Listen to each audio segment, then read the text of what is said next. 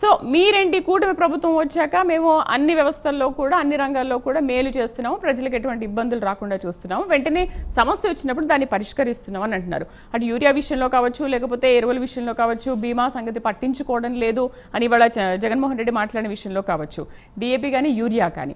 అయితే సబ్సిడీ విత్తనాలు లేవు, అరటి అలాగే పత్తికి కూడా డిమాండ్ లేదు అని మాట్లాడుతున్నారు. మరి ఏంటి, వాళ్ళ దగ్గర తగిన ఆధారాలు ఉన్నాయని చెప్తున్నారు, మేము ఎప్పటికప్పుడు క్లియర్ చేస్తున్నాము మీ కూటమి ప్రభుత్వం చెబుతోంది. మరేంటి, దీన్ని ఎలా అర్థం చేసుకోవాలి? నిజంగా మీరు సమస్యను పరిష్కరిస్తున్నారా, లేకపోతే వాళ్ళ దగ్గర నిజంగా పరిష్కరించలేదనే వాటికి ఆధారాలు ఉన్నాయా?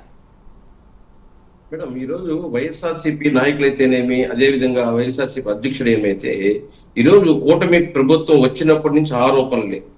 ఏదైతే హామీలు ఇచ్చాడో హామీలు అమలు చేయలేదు, తల్లికి వందనం లేదు, దీపం పథకం లేదు, ఆర్టీసీ బస్సు ఫ్రీ లేదు, అదేవిధంగా అన్నదాతలకి ఏదైతే ఆదుకునే ఆర్థిక సహాయం చేయడము, ఇలాంటి కార్యక్రమాలన్నీ చేయలేదు. చంద్రబాబు నాయుడు ఎన్డీఏ కూటమి మోసం చేస్తుందని చెప్పి పదే పదే చెప్తున్నారు.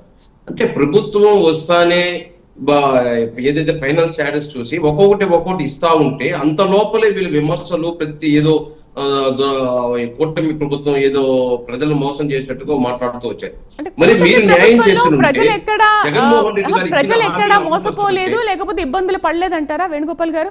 ఎందుకంటే మనం యూరియా విషయంలో చూసాము, ఎంతమంది రైతులు రోడ్డు ఎక్కారు, రొయ్యల విషయంలో చూసాము, చేపల విషయంలో చూసాము. సో ఇప్పుడిప్పుడే రొయ్యల విషయంలో చూసుకుంటే ఆస్ట్రేలియాకి వెళ్ళి ఏదో ఒప్పందం చేసుకొని వచ్చారు. మరి మీరు ఏంటి, అసలు మేము ఏది పరిష్కరించలేదు అని అనడానికి లేదు అని అంటున్నారు, అన్ని పరిష్కరించామని అంటున్నారు. కానీ అయినప్పటికీ కూడా ప్రజలు ఎందుకు మిమ్మల్ని తీవ్రంగా వ్యతిరేకిస్తున్నారు, విమర్శిస్తున్నారు?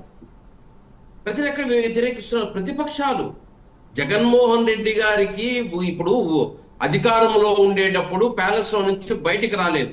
ఆ రోజు ఏదైతే అటెండర్లు రెడ్లకి సజ్జల రామకృష్ణారెడ్డి, అదే విధంగా కొంతమంది రెడ్లకి అప్పచెప్పేసి పార్టీని ఆయన ప్యాలెస్ కే అంకితం అయిపోయాడు. ఏదైతే వైఎస్ కృష్ణారెడ్డికి, ధనంజయ రెడ్డికి, సజ్జల రామకృష్ణారెడ్డికి వీళ్ళకంతా ప్రభుత్వం అప్పచెప్పేసి ఆయన ప్యాలెస్ లో కూర్చున్నాడు. నిద్రలేసే కొద్దిగా ప్రభుత్వం పూసింది. ఏందబ్బా ప్రభుత్వం వచ్చింది వెళ్ళిపోయింది, 5 సంవత్సరాలు అయిపోయిందా అనుకున్నాడు. ఇప్పుడు ఆయన ఏమనుకున్నాడు, ఇప్పుడు ఒక ఉద్యోగం చేయాలి, ప్రతి దాన్ని విమర్శించాలి. ఈరోజు సంక్షేమం లేదు అంటున్నాడు, సంక్షేమం ఇచ్చింది లేదు, మీరు అసెంబ్లీకి వస్తే చర్చిద్దాము, ఎన్ని వేల కోట్లు ఈ రోజు వరకు కూటమి ప్రభుత్వం పెట్టిందో చెప్తాము. కానీ అసెంబ్లీకి వస్తే భయము. అసెంబ్లీలో ఎక్కడ మనం చేసిన అవినీతి, అక్రమాలు, దుర్మార్గాలు, ఏదైతే ఇసుకలో మాఫియా, మద్యంలో మాఫియా, మైన్స్ లో మాఫియా, ఒక్క దాంట్లోనే కాదు ప్రతి దాంట్లో ఏదైతే అవినీతి జరిగిందో వాటినంతే అసెంబ్లీలో ఇచ్చి కడిగి పారేస్తారని చెప్పి అసెంబ్లీకి రానంటాడు. ఇచ్చిన హామీల గురించి ఏదైతే ఆ రోజు జగన్మోహన్ రెడ్డి గారు ఇచ్చిన ప్రత్యేక హోదా కానీ, సిపిఎస్ రద్దు కానీ, మద్య నిషేధం కానీ, నిరుద్యోగ వృత్తి కానీ, నిరుద్యోగులకు ఏదైతే ఉద్యోగాలు ఇస్తామనడం కానీ, అలాంటి జలయజ్ఞంలో ఏదైతే 5 సంవత్సరాలు ఒక ప్రాజెక్టు కూడా పూర్తి చేయడం, ఇవన్నీ అసెంబ్లీకి వస్తే చర్చిస్తాం. ఈరోజు టీవీల ముందో పత్రికల ముందో ఏదో జగన్మోహన్ రెడ్డి గారు వచ్చి ఏకదంపుడు ఉపన్యాసం చెప్పేసిపోవడం కాదు, అసెంబ్లీకి రమ్మనండి.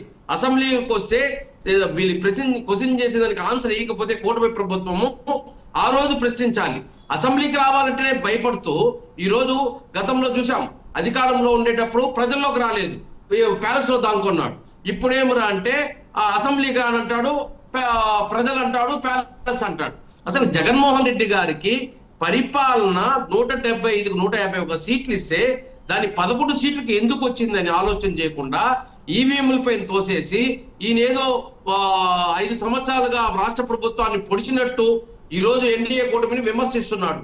మరి నువ్వు అంత బాగా పొడిచుంటే ఎక్కడబ్బా, ఎందుకు పోయింది 11 సీట్లు, ఎందుకు వచ్చింది మనకు? దాన్ని ఆలోచన చేయాలి కదా.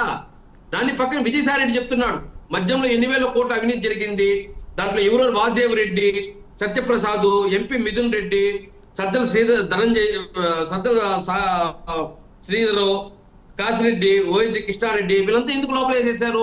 వాళ్ళ పేర్లంతా ఎవరిచ్చారు? ఏదైతే అతి ముఖ్య నాయకుడు 2లో ఉన్న విజయసాయి రెడ్డి ఇచ్చాడు. 8,000 కోట్ల అవినీతి జరిగింది మద్యంలోని. కింద స్థాయి ఎమ్మెల్యేలంతా ఏం చేసినారు?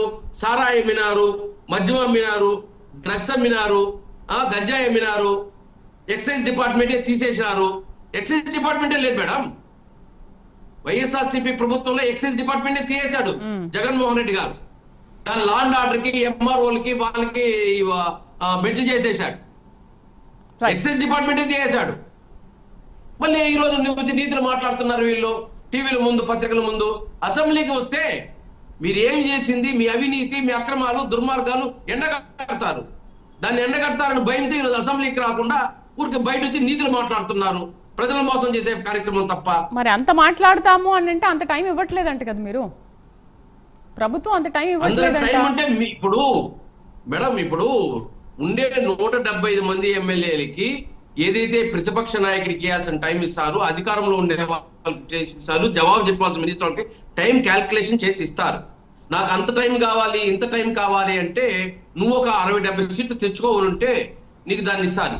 నీకు 60-70 సీట్లు కూడా తెచ్చుకునే సామర్థ్యం లేకుండా పోయింది. 151 వేణుగోపాల్ గారు మీరే చర్చించాలి, అసెంబ్లీకి రావాలి అని అంటున్నారు. పాత్ర ఉంటే ఓకే ఓకే, మీరే మాట్లాడుతున్నారు చర్చించాలి రావాలని. ఓకే, మరి కూటమి ప్రభుత్వంలో జరుగుతున్న అన్యాయాల అక్రమాలను వివరించడానికి ఆయన అంత టైం అడిగినప్పుడు ఇవ్వచ్చు కదా. అసలు కూటమి ప్రభుత్వంలో నిజంగా ప్రజలకు మేలు జరుగుతుందా లేదా అనే విషయం మీకు కూడా తెలుస్తుంది కదా. అసెంబ్లీకి వచ్చి రిక్వెస్ట్ చేయమని చెప్పండి. నాకు అరగంట కావాలి, గంట కావాలి, టైం ఇమ్మని చెప్పండి. అడిగితే కదా ఇస్తారు. నువ్వు బయట టీవీల ముందు, పత్రిక వాళ్ళు ఇస్తారు. నీ ముందు కొంచెం గంటల ముందు మాట్లాడుకో, వాళ్ళతో బాగా రాయిపించుకో. నువ్వు సరైన చర్చ, సరైన డిబేట్ జరగాలంటే చట్టసభల్లో అసెంబ్లీకి రావాలి. అక్కడ సరైన డిబేట్ జరుగుతుంది. ఎవరి అవినీతి, ఎవరి అక్రమాలు. రామారావు గారు మళ్ళీ మాట్లాడదామా? కార్తిక్ గారు మాట్లాడక. కార్తిక్ గారు, ఓకే, లిక్కర్ కుంభకోణం గురించి కావచ్చు, ఆరోపణలు కావచ్చు, గూగుల్ సెంటర్ కావచ్చు, రైతుల సబ్సిడీ విషయం కావచ్చు, ఎందుకు ఒకేసారి జగన్